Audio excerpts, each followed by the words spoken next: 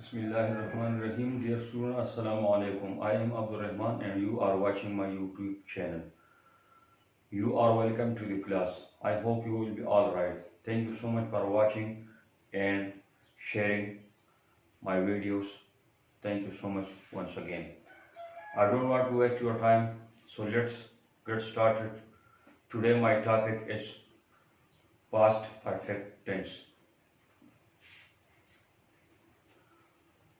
Look at this point. The name of the tense has been written already. Past perfect tense, फ़ेल माजी मुकम्मल।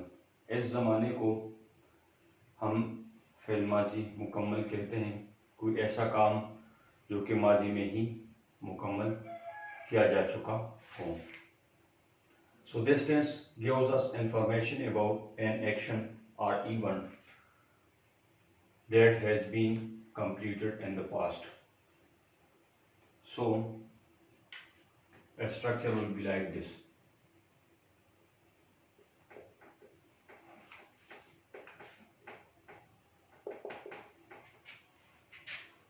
इसकी बनावट कुछ यूं होगी।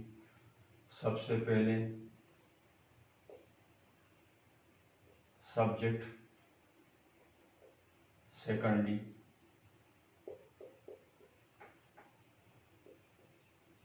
हेल्पिंग वर्ब और thirdly थर्ड फॉर्म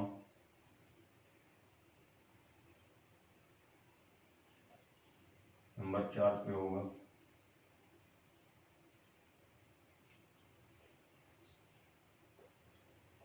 अगर सवालिया हो तो क्वेश्चन मार्क, यही लगेगा।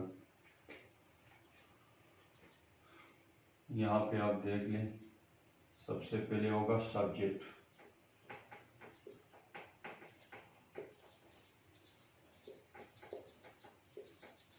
Up to date,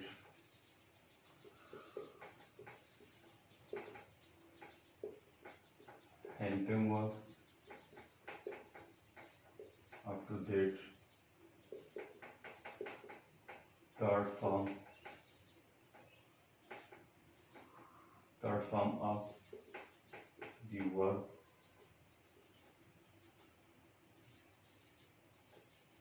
and at the last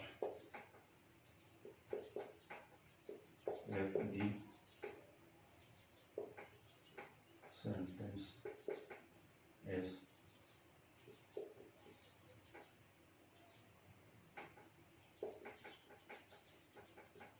interrogative, सो यहाँ पे होगा क्वेश्चन मार्क।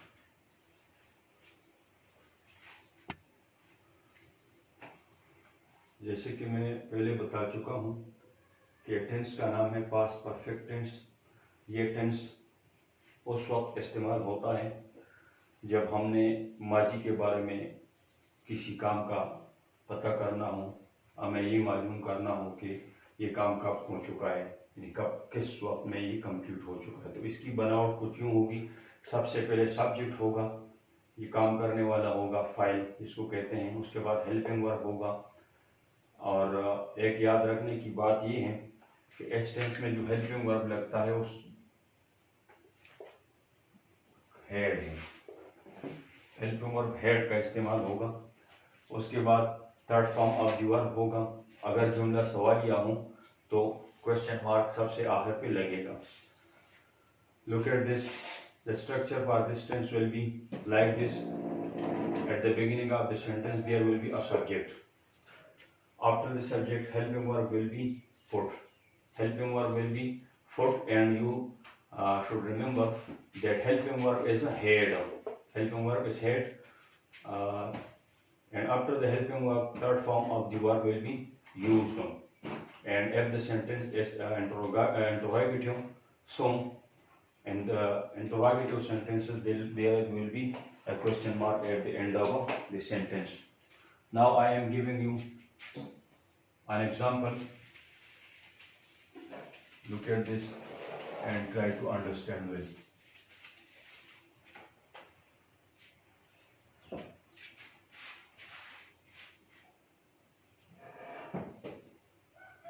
सुहेल खत लिख चुका था. Look at this. Suhail had written the letter. Suhail खत लिख चुका था. आपने देख लिया कि यहाँ पे सुहेल ने काम कंप्लीट किया है और काम खत लिखना है. तो सुहेल ने काम कंप्लीट कर लिया है फास्ट के अंदर. दूसरी मिसाल आप देख लें.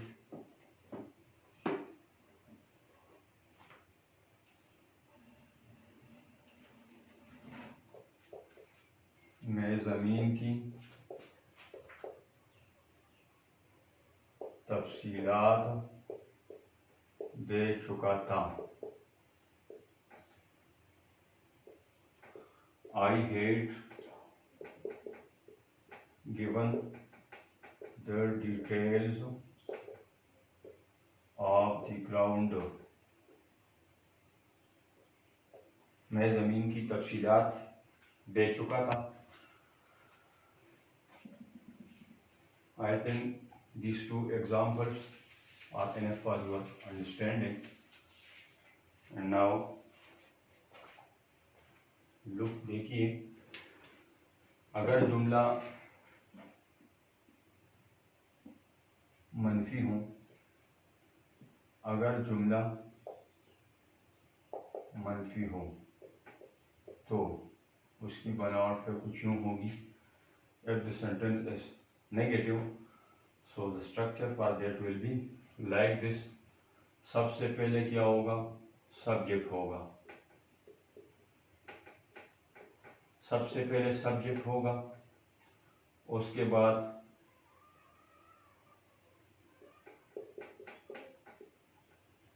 हेड. क्योंकि नेगेटिव सेंटेंस है, मनफी जुमला है, तो यहाँ पे हेड के बाद नॉट लगेगा. फिर वही V3 in third form of the verb. और यहाँ पे जुमला कंप्लीट हो जाएगा. सबसे पहले फाइल होगा, उसके बाद इमदादी फेल हेड, और तीसरे नंबर पे मनफी होने की वजह से नॉट लगेगा. और लास्ट पे आ जाएगा तीसरी फॉर्म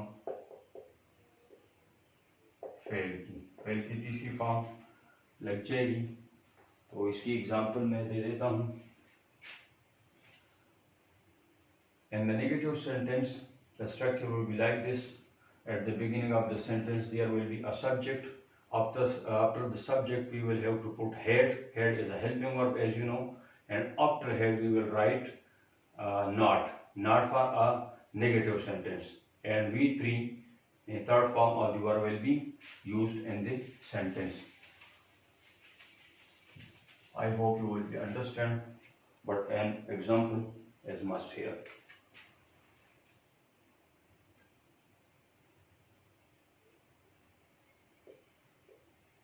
लड़के अपना सबक याद कर चुके थे.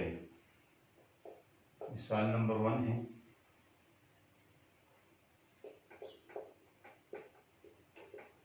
The boys had learned their lesson. ये जुमला हुआ मुस्बित. इसको अभी नेगेटिव में चेंज करेंगे तो यहाँ पे जस्ट एक चेंजिंग आ जाएगी, नॉट. आप देख लें. The boys had not learned there lesson.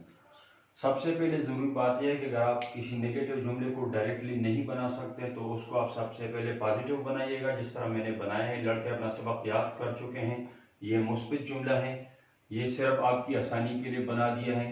ये मुस्बित जुमला है जिसमें किसी काम के करने का जिक्र है, और उस मुस्बित जुमले को आप फिर जो है ना चेंज करें सिर्फ हेड लगाकर, आपकी ये आसानी हो जाएगी। तो ये मैंने आपकी आसानी के लिए बना दिया है। जुमला है the boys had learn their lesson, अपना सबक याद कर चुके हैं। And negative sentence will be like this, the boys had not, just not added in the sentence. अभी आप देख लें अगर जुमला सवालिया हो तो सवालिया के साथ क्या करना होगा, कैसे सवालिया जुमला बनेगा, ये भी बड़ा आसान है। आप अपनी आसानी के लिए इनको अपने नोटबुक्स के अंदर जो ना आप लिख लें सवालिया जुमला। अगर हम पास्ट परफेक्ट के अंदर सवालिया जुमला बनाना चाहते हैं तो कैसे होगा, तो इसकी बनावट ये होगी कि हेड सबसे पहले है जुमले के शुरू में रख लेंगे, उसके बाद फाइल आ जाएगा, और उसके बाद V3 आ जाएगा, और लास्ट पे आ जाएगा ये तीसरे नंबर पे, और ये चौथे नंबर क्वेश्चन मार्क आ जाएगा। So in this test for the interrogative sentences, we will have to apply this sequence.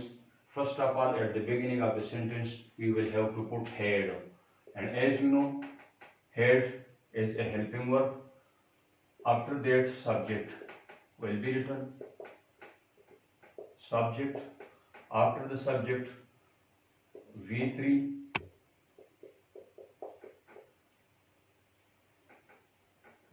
लग जाएगा, और आखिर पे क्वेश्चन मार्क लग जाएगा, सवाली निशान। So the structure for the interrogative sentences in this tense we will apply like this. First of all mean at the beginning of the sentence we will have to put had. After had we will write subject, and after the subject V3, and at the last of the sentence we will have to put question mark. Question mark is must, so don't forget it. In case you forget this, so your sentence will be considered wrong. उम्मीद है कि आप यहाँ तक समझ गए होंगे। अब एक छोटी सी बात रह गई है कि अगर जुमला सवालिया हो और प्लस मनफी भी हो एक ही वक्त के अंदर, तो इसकी बनावट कैसे होगी। तो इसके लिए स्ट्रक्चर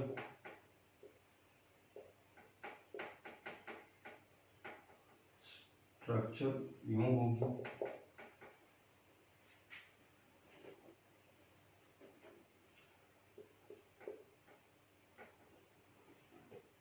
सबसे पहले हेड आ जाएगा, उसके बाद सब्जेक्ट आ जाएगा,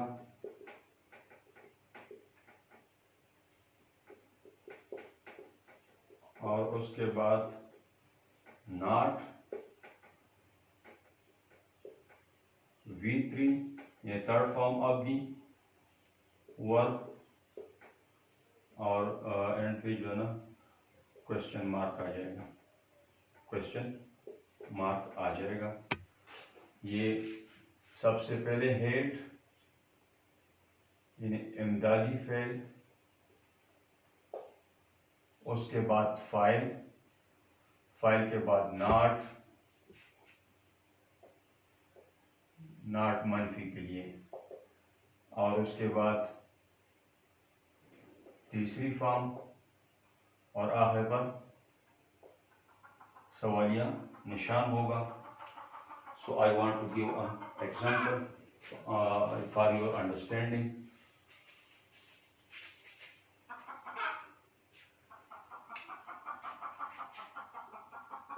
क्या मेहमान नहीं जा चुके थे, had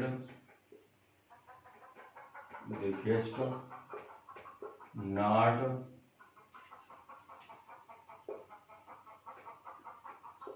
gone। ये मैंने डायरेक्टली लिख दिया है मनफी जुमला और सवालिया जुमला। ये एट अ टाइम जो है ना ये सवालिया भी है और मनफी भी है। Had the guest not gone, क्या मेहमान नहीं जा चुके हैं, सारी नहीं जा चुके थे, पास्ट की बात हो रही। Had the guest not gone, so I have written directly the negative and interrogative sentence, and you write these sentences in your notebooks to learn it well।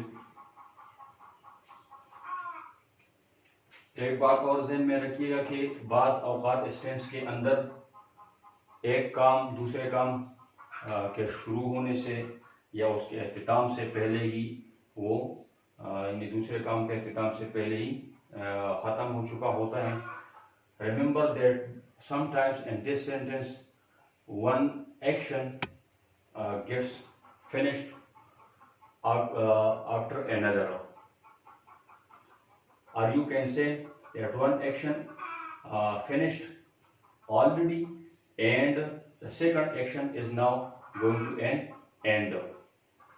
मिसाल के तौर पर मैं कहता हूँ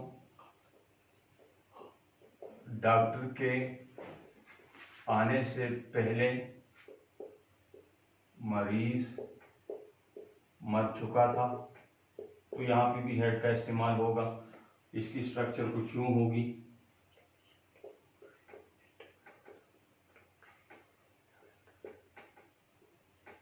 patient head died before the doctor came,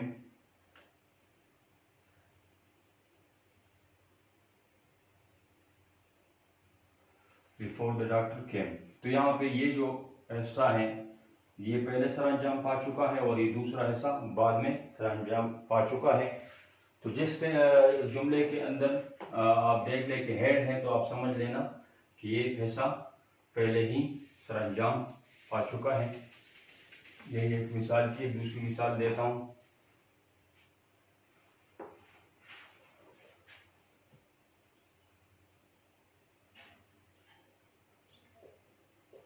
station पर पहुंचने से पहले या मेरा स्टेशन पर पहुंचने से पहले रेल जा चुका था।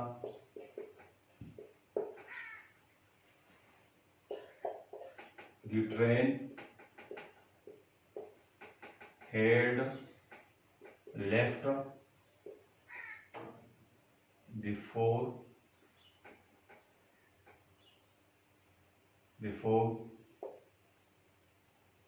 I reached